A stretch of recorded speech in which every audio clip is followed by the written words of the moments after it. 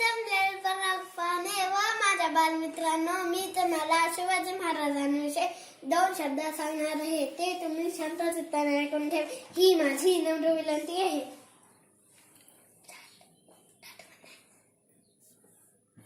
शिवाजी महाराजांचा जन्म 19 फेब्रुवारी 1630 या रोजी शिवनेरी किल्ल्यावर झाला.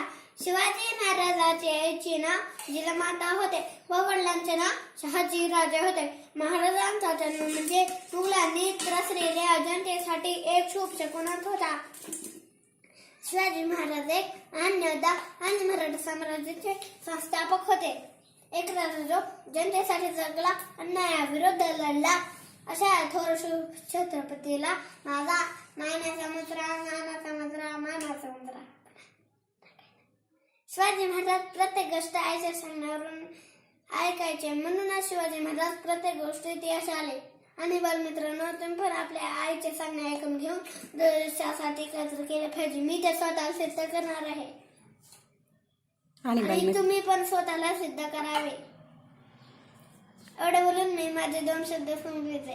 जय हिंद, जय महाराष्ट्र. आणि दादा एवढंच बोलायचंय की मोठ्या आवाजात तलवार तर सगळ्याच्याच हातात होती, ताकद तर सगळ्याच्याच मनगटात होती. तलवार तर सगळ्याच्याच हातात होती, ताकद तर सगळ्याच्याच मनगटात होती. फक्त आणि फक्त स्वराज्य स्थापन स्वराज्य निर्माण करण्याची इच्छा फक्त आणि फक्त माझ्या सुभाराजाच्याच मनात होती. ते देशासाठी लढले, ते अमर हुतात्मे झाले. ते देशासाठी लढले, ते अमर हुतात्मे झाले. ते देशासाठी लढले, ते अमर हुतात्मे झाले. जय जय.